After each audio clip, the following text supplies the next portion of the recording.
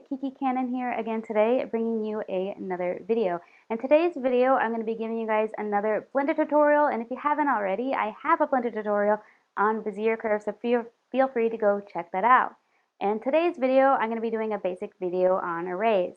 This is basically a video where you're going to create one object, and then it's going to replicate and wrap around in a circle. So an example of that would be this Daybreaker shield that I am working on, which goes with the set for the Scimitar of the Seven, another series I'm working on from a prep from Tears of the Kingdom. If you're interested in checking out my Scimitar of the Seven series, I already have 2 parts out, and I have the Daybreaker shield coming soon, so feel free to recheck out my page or just subscribe. And I appreciate you guys and all the new followers that have come. Welcome in. I appreciate you, and here is the tutorial. Okay, starting off, after we have Blender open here, what I'm going to do is go up to Add, and then we're going to go down to Empty, and then select Arrows. So basically what we're going to be doing here with our array is making whatever shape we're working on to go into a circle or like a round. So if you just want to only model one of something, you can just then copy them and orient them how you want. And a great example of this is working on my Daybreaker shield from Tears of the Kingdom. As you can see, I've used array to create the different patterns around the shield. So that's just what we're going to be doing. So then we're going to go to Add.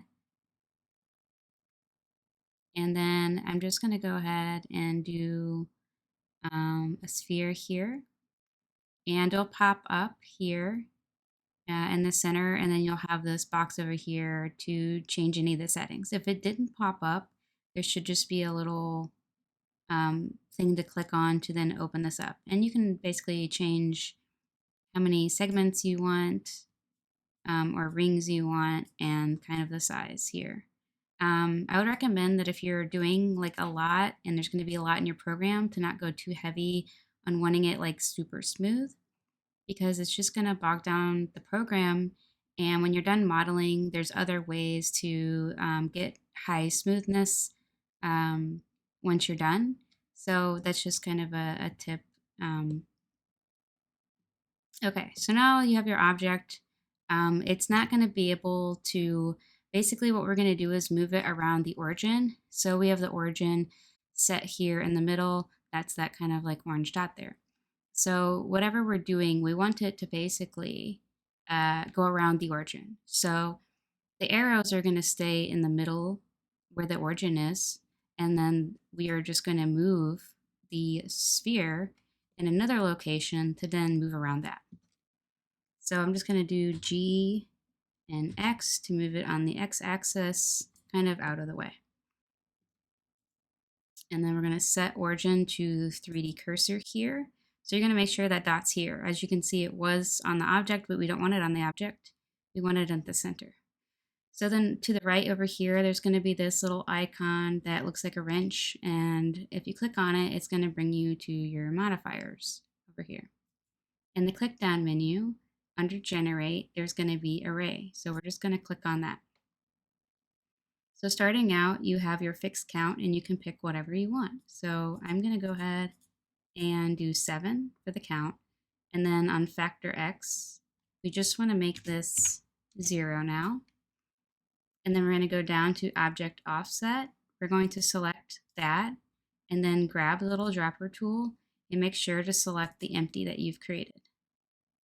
All right, once we did that, I'm just going to make sure that I'm applying my scale and rotation to my sphere. And to do that, just press Control A, and this little apply menu will come up, scale and rotation right here. And then we're going to select this, and this is basically where the magic comes in. And we're just going to rotate this to then rotate to move this. I don't know how to explain it. Sorry. So we're just going to do R and then Y to rotate on the Y axis. And you can see now my object, you can see, is spinning. So we're just rotating this around the origin here. Okay, and that's kind of how you do that. And if you don't want to rotate it, I'm just going to do undo, Control Z, If you don't want to rotate it on the Y, your other option is to rotate it on the Z. So we can do R and Z, and you can see we can rotate it this way.